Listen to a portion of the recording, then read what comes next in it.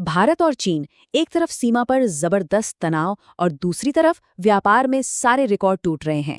ये है 155 अरब डॉलर का वो विरोधाभास जो इन दोनों देशों के उलझे हुए रिश्तों की असली कहानी कहता है। चलिए आज इसी को समझने की कोशिश करते हैं। हम सब जानते हैं कि 2020 की गलवान घाटी की झड़प के बाद से भारत और चीन के रिश्ते कितने तनावपूर्ण रहे हैं। ऐसा लगता है कि दोनों देश एक दूसरे को शक की नज़र से देखते हैं। लेकिन जरा राजनीति को किनारे रखकर इकोनॉमी पर नजर डालें तो कहानी बिल्कुल पलट जाती है और सच कहूं तो हैरान कर देती है। और वो हैरान करने वाली तस्वीर है ये नंबर 155 अरब डॉलर। 2025 में तमाम राजनीतिक खींचतान के बावजूद भारत और चीन के बीच का द्विपक्षीय व्यापार इस रिकॉर्ड तोड़ आंकड़े पर पहुंच गया। ये अब तक का सबसे ऊंचा स्तर है। और सुनिए, ये कोई एक बार की बात नहीं है। ये आंकड़ा पिछले साल से 12% ज्यादा है। मतलब एक तरफ बॉर्डर पे तनातनी बढ़ रही है और दूसरी तरफ हमारा व्यापार और तेजी से बढ़ रहा है। अजीब है ना? तो सवाल तो सीधा है कि आखिर ये हो कैसे रहा है? जब दोनों देश एक दूसरे पर प्रतिबंध लगाने की बातें करते हैं तो उनकी अर्थव्यवस्थाएं एक दूसरे के इतने करीब क्यों आती जा रही हैं? आइए इस गुत्थी को सुलझाने की कोशिश करते हैं। अब इस 155 अरब डॉलर के आंकड़े के अंदर झांक कर देखें तो एक और ही ज्यादा गहरी कहानी नजर आती है। एक कहानी जो इस व्यापारिक रिश्ते के भारी असंतुलन को दिखाती है। देखिए, इस 155 अरब डॉलर में से भारत चीन को कितना सामान बेचता है? सिर्फ 20 अरब डॉलर का। और चीन हमें कितना बेचता है? पूरे 136 अरब डॉलर का। आप देख रहे हैं ये फर्क? ये जमीन आसमान का अंतर है। और इस फर्क का सीधा सीधा मतलब है 116 अरब डॉलर का ट्रेड डेफिसिट, यानी व्यापार घाटा। आसान भाषा में समझें तो चीन हमसे जितना कमाता है, हम उसका बहुत छोटा सा हिस्सा ही उससे कमा पाते हैं। और यह किसी भी एक देश के साथ भारत का आज तक का सबसे बड़ा घाटा है, सबसे बड़ा। इसको समझने का एक और आसान तरीका है।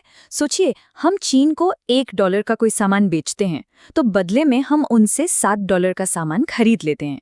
ये एक ऐसा हिसाब है जिसमें पड़रा हमेशा उनकी तरफ ही भारी रहता है।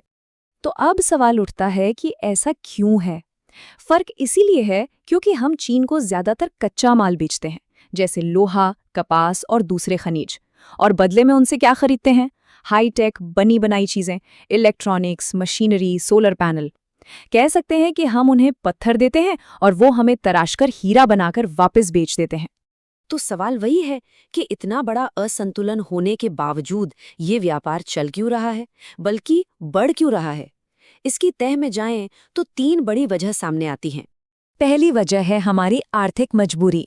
दूसरी है सप्लाई चेन की वो हकीकत जिसे हम एकदम से बदल नहीं सकते। और तीसरी है चीन की अपनी सोची समझी कूटनीति।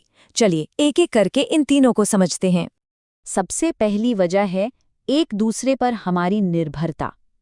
देखिए, भारत की फैक्ट्रियों को चलाने के लिए छोटे छोटे पुर्जे चीन से आते हैं। वहीं चीन को अपना बना बनाया माल बेचने के लिए भारत से बड़ा और बेहतर बाजार नहीं मिल सकता। तो सीधी सी बात है, दोनों को एक दूसरे की जरूरत है, भले ही सीमा पर माहौल कितना भी गर्म क्यों ना हो। यहाँ पैसा पॉलिटिक्स पर भारी पड़ रहा है और ये निर्भरता कम नहीं हो रही बल्कि बढ़ती ही जा रही है। जरा इन आंकड़ों पर नजर डालिए। सिर्फ 10 साल में 2015 से अब तक चीन से हमारा इंपोर्ट मतलब आयात 60 अरब डॉलर से बढ़कर सीधा 136 अरब डॉलर पर पहुंच गया है। 2 गुने से भी ज्यादा। हम चीन पर और ज्यादा निर्भर होते जा रहे हैं। दूसरी वजह है एक कड़वी सच्चाई कि चीन आज भी दुनिया की फैक्ट्री है। चाहे कोरोना महामारी आई हो या कोई और संकट, आज भी दुनिया में सबसे सस्ता, सबसे तेज और सबसे ज्यादा सामान बनाने की ताकत चीन के पास ही है। और इस हकीकत से मुंह मोड़ना किसी भी देश के लिए, खास तौर पर भारत के लिए, लगभग नामुमकिन है। और तीसरी वजह है चीन की अपनी चाल। देखिए, चीन एक तरफ तो सीमा पर आक्रामक रवैया दिखाता है, लेकिन दूसरी तरफ वो व्यापारिक रिश्ते सुधारने की बात करता है। ऐसा क्यों? क्योंकि अमेरिका और यूरोप के साथ उसके अपने तनाव चल रहे हैं। ऐसे में वो भारत जैसे विशाल और बढ़ते हुए बाजार को किसी भी कीमत पर खोना नहीं चाहता। ये सब मिलकर भारत को एक बहुत ही मुश्किल मोड़ पर लाकर खड़ा कर देता है।